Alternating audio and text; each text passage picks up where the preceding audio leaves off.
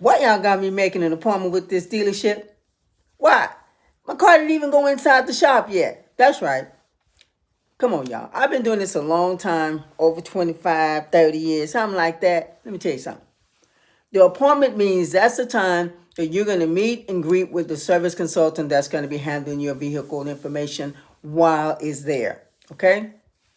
It does not mean that your car is going straight into the repair shop at that time.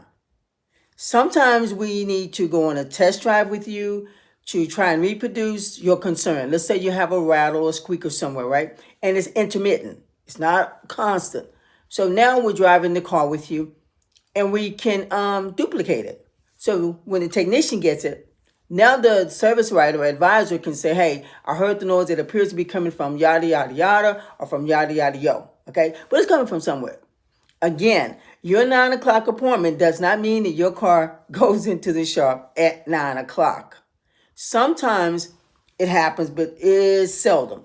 For instance, if the workload from the previous day carries over, then we have to take a look at those vehicles first, okay?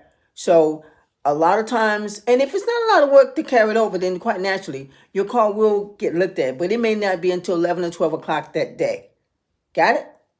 What did I say? That's right. Your 9 o'clock appointment does not mean that it goes right into the technician's bay at that time. And the quick lube side, if you're only having an oil change that day, you might get lucky.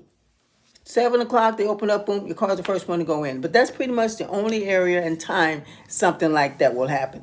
So again, your 9 o'clock appointment does not mean that your vehicle goes into the shop right then.